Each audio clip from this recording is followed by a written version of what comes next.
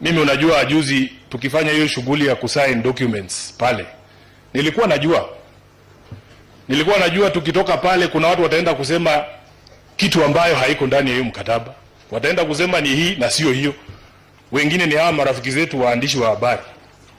Mimi naamka siku moja naona headline hapo ati Sifuna ametoroka rais kwa mikutano yake ya Nairobi. Hakuna mahali kwa hiyo mkataba inasema katibu mkuu wa chama cha ODM atakuwa anaenda mikutano na rais. Hakuna mahali inasema huyu senator ambaye amechaguliwa na UDA ati baba akiwa na mikutano yake hapa ati lazima akue hapo. Niliona mheshimiwa Raila ulikuwa Kiambu kwa mazishi ya Wayaki. Sikuona SG wa UDA hapo. Kwa sababu huo mkataba hauzungumzii haya maneno. Na rais mwenyewe anajua. Nilisikia akiambia watu wa Nairobi kila mtu afanye kazi yake. Mimi sitapitishwa kura kwa sababu ya mikutano ngapi nilihudhuria tukiwa na rais. Kazi yangu ni pale Senate nitafanya, yeye afanye yake. 2027 wananchi wafanye nini? Waamue. Na baba, mimi baada ya kusaini hiyo kitu, unajua kazi yangu ni rahisi sana. Mimi nakaa na marking scheme tu. Siku na agenda 10 pale.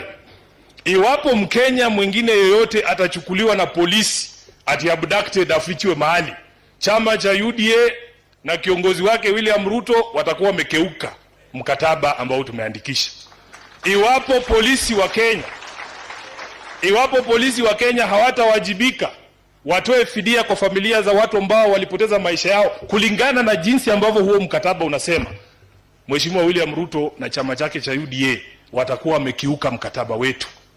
Iwapo kufikia mwaka huu wa fedha kaunti zetu hazitapokea bilioni 450 kulingana na vile tumesikizana, UDA na party leader wao watakuwa wamekiuka mkataba na chama cha ODM.